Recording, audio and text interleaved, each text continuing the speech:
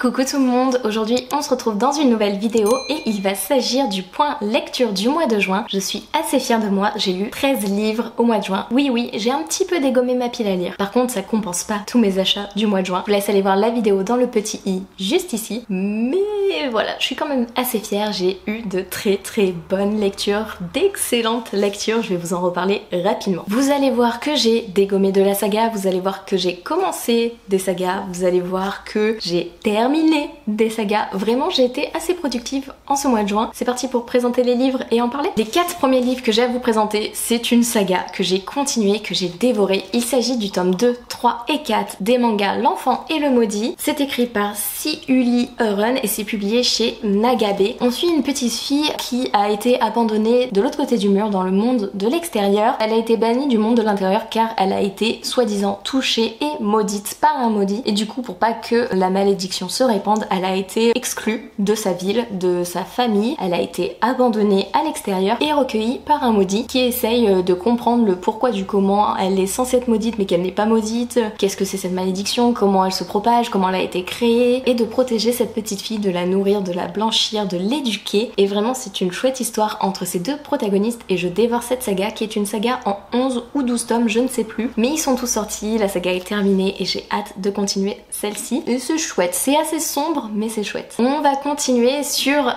un petit jeunesse avec La Légende du Loup-Garou. C'est écrit par Haruki Kan et c'est publié chez Punchline Édition. Je l'ai enfin terminé, j'avais commencé cette lecture il y a un petit moment, je l'avais mise de côté parce que j'avais enchaîné trop de lectures, j'en avais commencé trop et que du coup je trouvais pas le temps de lire celui-ci. Et j'ai recommencé cette lecture de celui-ci, j'ai beaucoup aimé. J'ai été surprise de l'histoire, du dénouement, de la façon où c'était tourné. J'ai bien aimé cette lecture où vraiment t'as l'impression d'être dans le jeu Le Loup-Garou avec du coup des loups-garous, des villageoises, une sorcière, une voyante, qu'est-ce qu'on a, un chasseur, un cupidon, enfin vraiment tous les éléments mais retranscrits à travers des humains. Il y a des vrais morts, il y a une vraie sorcière, il y a un vrai chasseur, un vrai cupidon, enfin vraiment les rôles sont tellement bien ficelés, amenés et tu sais même pas qui sont les loups-garous du début à la fin de l'annonce que celui-ci est un loup-garou. Vraiment. Juste petit bémol, à la fin il y a une fin ouverte justement et on sait que je déteste ça. Et j'étais en mode, dis-moi c'est qui le dernier loup-garou, dis-moi l'identité du dernier parce que oui, je ne sais pas qui c'est et je veux savoir qui c'est. Ça veut pas dire que les loups-garous ont gagné. Lisez le livre pour savoir. Les 2 prochains livres que j'ai à vous présenter, c'est encore une suite de saga. J'ai lu le tome 2 et le tome 3 de The Prison Tiller, donc The Gilded Cage et The Blood Traitor de Lynette Noni, publié chez Hachette. Et quelle claque! J'avais adoré le premier tome, j'ai adoré le deuxième, j'ai adoré le troisième. C'était des rebondissements, en veux-tu, en voilà. C'était une héroïne qui évolue, qui a vécu de tels événements que t'es obligé de t'attacher à elle, t'es obligé de compatir, t'es obligé d'aimer tous les protagonistes secondaires. Enfin vraiment, il y a aucun personnage que tu ne peux détester. Enfin si, il y en a un ou deux que tu peux détester. Mais les autres, t'es en mode non, même si ils sont pas dans le bon camp, même s'ils font pas les bonnes actions, tu es obligé de les aimer en fait. On va suivre Kiva qui va être enfermée pendant 10 ans à la prison de Zalindov parce que son père a été accusé de trahison envers la couronne. Elle n'a pas voulu laisser partir son père et du coup elle a été incarcérée avec lui. Kiva va être dans un monde qui est assez sombre, assez malsain. Il y a de la drogue, il y a des abus de pouvoir, des abus sexuels aussi, on va pas se le cacher. Il y a de la maltraitance physique, psychologique, ils sont dans des conditions insalubres. Enfin vraiment c'est un univers qui est noir et en même temps il y a de la clarté dans certains moments. Il y a du soutien, il y a de l'entraide, il y a un petit peu des notions de magie, voilà je peux le dire parce qu'on le sait dans le premier tome, c'est pas un spoil. Vraiment c'était chouette, c'était un univers complet complexe. J'ai mis pour tous les tomes 19 sur 20, donc ça vous montre mon amour pour cette saga et voilà, j'ai adoré cet univers. Foncez découvrir cette saga. Je remercie encore Manon de m'avoir offert The Prison Tiller parce que du coup j'ai dévoré cette saga en un mois. J'ai terminé une saga avec le dernier tome spin-off de Akotar, Un palais de flammes et d'argent de Sarah Gimas, publié chez La Martinière Fiction. Et qu'est-ce que ça a été long, mais qu'est-ce que Nesta m'a insupporté dans le début du livre, dans les genres 100, 200 premières pages. Mais qu'est-ce qu'elle est relou, qu'est-ce qu'elle est immature, qu'est-ce qu'elle comprend pas dans le fait que les gens veulent l'aider, veulent la soutenir. Et après par la suite, elle comprend, elle s'ouvre, elle se dévoile, on en apprend beaucoup plus sur ce personnage, sur son histoire, sur son passé, sur ses sentiments. Vraiment, la suite de l'histoire, j'ai adoré. Mais le début m'a fait... Voilà, ça a fait un avis mitigé. Mais j'ai bien aimé sa relation avec un certain jeune homme, plutôt... Voilà, bad boy, mais en même temps très attentionné. J'ai adoré. Vraiment, ce jeune homme, j'ai bien aimé. Et Nesta, par la suite, j'ai fini par l'aimer. Et ça complète un petit peu la trilogie de base. On a d'autres éléments en plus. On continue du coup l'histoire de la trilogie de base. C'était une chouette découverte. J'ai commencé une saga que beaucoup de personnes ont lue, que beaucoup de personnes m'ont recommandé, m'ont dit de la commencer, que j'allais adorer. Il s'agit du Pont des Tempêtes de Daniel L. Jessen, publié chez Brajlon. Et je l'ai lu après The Prison Tiller. Et du coup, je pense que The Prison Tiller avait mis la barre là et que le Pont des Tempêtes est là, juste en dessous. Et du coup, voilà, j'ai pas autant apprécié que ce que j'attendais. J'ai beaucoup aimé. C'est pas ce que je dis. Mais The Prison Tiller avait mis la barre tellement haute que, voilà, le Pont des Tempêtes, il y a eu un petit moins du coup. J'ai beaucoup aimé l'histoire de Lara qui va être choisie parmi ses 12 sœurs pour aller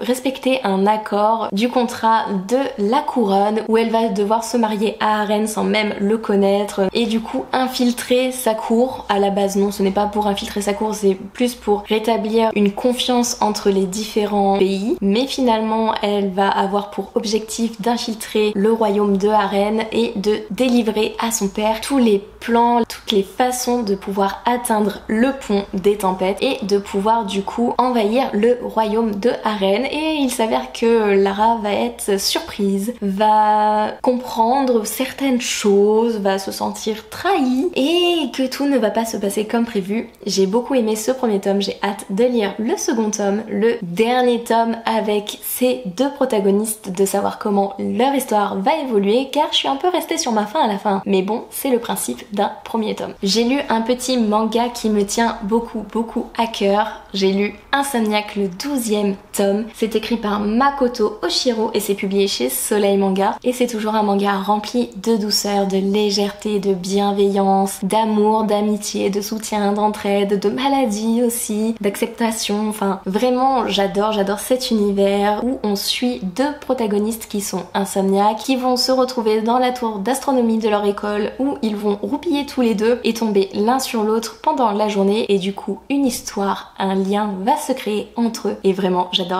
J'ai hâte que le 13e tome sorte en septembre. J'ai découvert un recueil de contes de mon amie Marine, donc il s'agit des contes merveilleux. C'est de Marine Gino et les illustrations sont de Floriane Caffard, donc les illustrations je vous montre. Hop, un petit exemple. Je ne suis pas adepte des contes, j'ai quand même apprécié ma lecture, c'était léger, c'était fluide, c'était simple à lire, même si j'ai pas compris forcément tous les dénouements des contes, l'objectif, le but, que je n'ai pas eu le temps de m'attacher au personnage. J'ai découvert la plume de mon amie, j'ai soutenu mon amie dans la création de son recueil de contes et c'était le but, c'était l'objectif et c'est chose faite. Grâce à la collection R, j'ai pu découvrir La traversée de Jim, c'est écrit par Alia Cardine et illustré par Nathaniel Limy. C'est publié du coup chez R Jeunesse. C'est un petit recueil où on va suivre Jim qui est atteint de cancer. Il est tout jeune, il a 8 ans ou 10 ans, je sais plus. Et toute sa vie va basculer. C'est vraiment une histoire qu'on peut donner aux enfants atteints de cancer pour leur expliquer les effets secondaires de la pathologie, les effets secondaires des traitements, qu'est-ce qui peut être fait pour eux, que la colère, la tristesse sont des sentiments acceptables à ce moment-là, qu'il y a plusieurs façons d'être accompagné, d'être écouté, de gérer ses sentiments, de gérer cette maladie et que tout n'est pas perdu, on peut être en rémission. Enfin vraiment, c'est un roman que j'ai adoré, qui est illustré justement, qui est écrit justement, raconté justement car l'autrice en fait est allée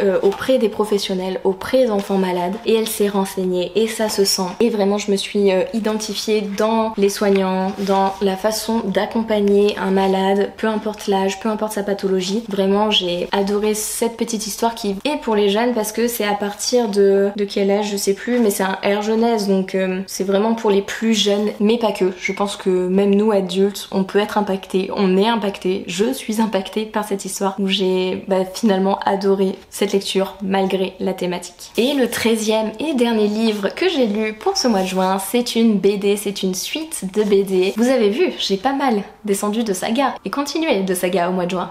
J'ai lu Déranger, le second tome de Manon et Greg Blondin et c'est publié chez Bambou Éditions. C'est une fin de saga, c'est un second tome qui clôture la saga, j'ai vraiment adoré. À la base on suit une jeune fille qui s'appelle Fleur, qui n'est pas bien dans son boulot, qui est dépassée, qui est à la limite de la dépression parce qu'elle se laisse couler, elle ne prend plus soin d'elle, elle ne prend plus soin de son appartement. Son chat c'est limite quoi. Elle se sent pas à l'aise, elle se sent triste, elle ne sort plus, enfin vraiment la limite de la dépression. Et il va avoir sa marraine la bonne fée qui est juste ici, qui va venir l'aider et en fait dans ce second tome on va voir le dénouement et que elle-même va pouvoir aider sa meilleure amie ici présente qui est dans le mal. Et j'ai beaucoup aimé cette histoire, j'ai beaucoup aimé les illustrations, je vous montre juste la planche de fin, ça spoile rien, mais j'adore la colométrie et tout et ça a été vraiment une chouette histoire. Voilà pour ce petit point lecture qui était finalement conséquent parce que j'avais 13 livres mais en même temps rapide parce que c'était beaucoup de suites de saga, de fin de saga, donc des résumés rapides parce que je peux pas vous spoiler. Du coup le livre c'est le principe, on ne spoile pas une histoire, on fait attention à ce qu'on dit. En tout cas j'espère que cette vidéo vous aura plu. Si vous êtes resté jusqu'à la fin, mettez une petite épée comme emoji pour The Prison Sealer. N'hésitez pas à me donner votre avis sur certains livres, si vous avez aimé, pas aimé, si vous êtes d'accord ou pas avec moi. N'hésitez pas à commenter, liker et à vous abonner si vous le voulez. Et moi je vous laisse, je vous fais des bisous et je vous dis à une prochaine vidéo. Bye!